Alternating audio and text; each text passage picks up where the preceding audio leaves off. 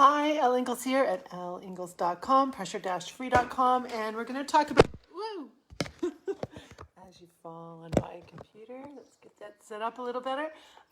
We are going to talk about some brain health today, delving deeply into the brain. So I do a lot of research on brain function, on psychology, of course, but really diving deeply into a lot of the studies, both in the United States and worldwide. And my friend Kevin is on. Nice to see you here. So there's been a lot over the past, really couple decades about being a left brain or right brain person. And as I was reading this particular text, I learned that there actually isn't such a thing. This idea of splitting us into, oh, you're more left brain or you're more right brain is a fallacy. Some research that was done a while back got caught by the media, and the media really kind of exploded this idea of left brain or right brain. For those of you who are hearing this for the first time, so left brain is like very logical thinking, and right brain is more artistic thinking. So this false idea really permeated our society in a lot of different ways. It's even used in some psychological testing. And so what's really cool is to dig in and find more research to realize that we do have some specialization between the hemispheres.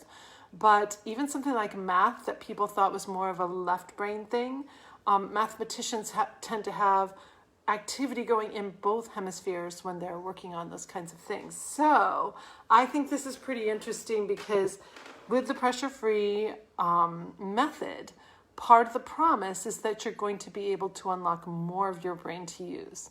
That's because when we're in the stress cycle, we actually shut down the outer cortex and the hippocampus. Hippocampus is so important for creating memory. So I was working with a new client today, and we were talking about how, you meet someone for the first time and then suddenly you can't remember their name. So that's a short-term memory. You're meeting someone and you can't remember them even 5 seconds later. That's because the hippocampus is not really processing information very well when we go into fight or flight. So you might have gone into fight or flight for any reason prior to the social interaction. You might have been running late and hurried. You might have felt a little social anxiety as you entered the room and saw all these people. You might have been upset because something else happened in your day. So there's so many reasons why you could be triggered when you're trying to actually lodge a memory. It's very hard for the hippocampus to work in that situation. So we want to keep this whole thing working. By the way, a lot of my clients will also say to me, I want more willpower. I want to exercise or I want to eat better, but I just don't have the willpower. Willpower is a really big thing. You have two areas in your cortex, one that was just recently discovered in the last 4 to 5 years that are very impactful for your brain to be able to execute willpower. When we go into fight or flight, those areas are shut down. So that's why you could have really great intentions. Maybe you had some really great January resolutions for 2020, and now they've just disappeared. Like the willpower just dissipated very quickly. So one of the things that we do here with pressure-free living is I show you how to stop the stress cycle. We stop stress at its source, at the adrenal glands, so your biology can start to work for you rather than against you. If you trigger those hormones, your biology is actually going to affect your psychology. So when we can break the stress cycle and not release these hormones, your brain is going to be able to work better for you. Both hemispheres.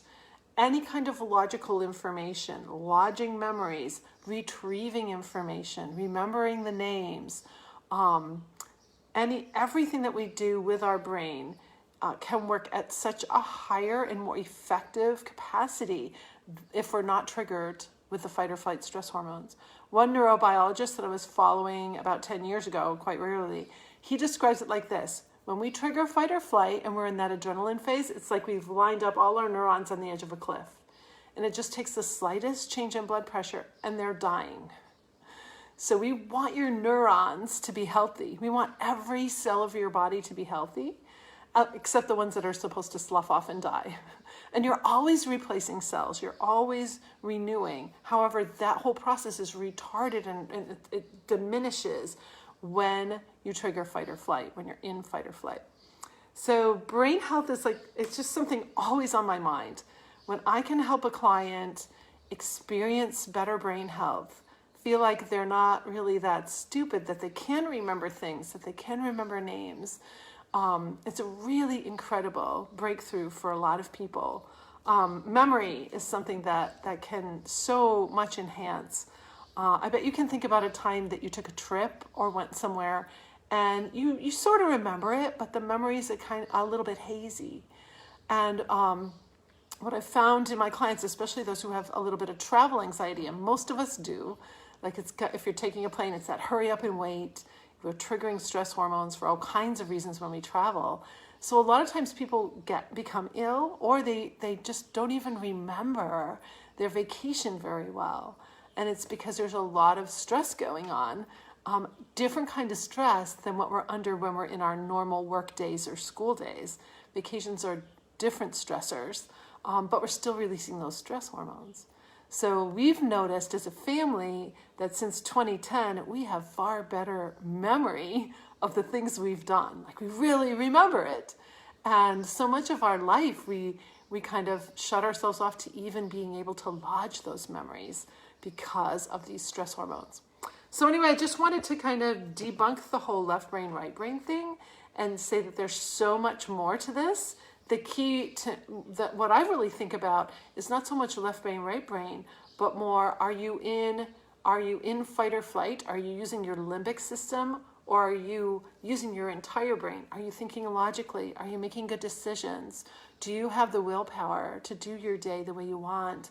Are you lodging memories correctly? Is your brain working for you rather than against you? What kind of talk is going on in there? You know, if you can really think logically and really get into solution mode, then your brain isn't going to be speaking so negatively to you. It speaks very negatively when we go into fight or flight because we're just trying to survive. And so many of us are just trying to get through the day. We're just trying to survive. So it's so cool when we can start to turn that around for you. And you can start to unleash this whole amazing thing that is your brain. You can start asking those empowering questions rather than the ones that take you in a negative direction, so that you can get to solution in your life and solve things that have probably been causing so much anxiety for a long time for you. So it's cool. Whenever I read a study, by the way, I always get corroboration. I go into another study and another study. I never just take the first study, because there's just, the brain is so complex. Your body is so complex, just the way that you think. Another thing I find so amazing is that when I ask you, where do you feel your stress? I've asked that question to thousands of people in groups and hundreds of people in private session, and everybody feels something a little different. Everybody experiences stress a little bit differently. For a lot of people, it's really in the head. They grind their teeth, and this is really hard. And they have this. If you have this furrows here, that's where you're holding a lot of tension. Other people, their throat closes up, and their heart's pounding, and it's like really here. And then for some people, it's the gut. Like their gut hurts. They have diarrhea, IBS, colitis, all the kinds of things that happen in the gut area. So, and it can be in your feet. Someone was just telling me it's in their feet, that they have a lot of tension in their feet, and their feet sweat a lot. Maybe your hands sweat a lot. Maybe you perspire here.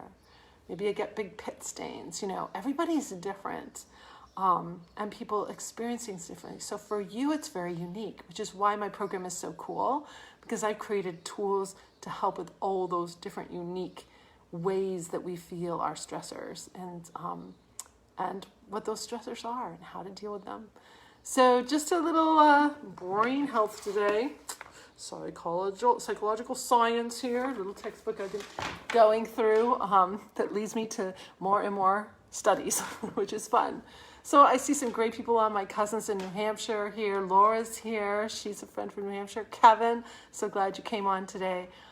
If you're watching on the replay, thanks so much. If you want to learn more, if you want a complimentary, pressure-free strategy session with me, where I can listen to you and learn more about your stressors, learn more about what you want to have happen in your life, what you'd like to change up, then just go to speakwithelle.com. I'll put the link in below here when I get done, and we can have a private call. I have some openings for private clients right now. I'm finishing up with a few last week and this week, so there's some openings for some new clients in the intro session for you. So have a great pressure-free night, and hi, Laura. So nice to have you here. Bye.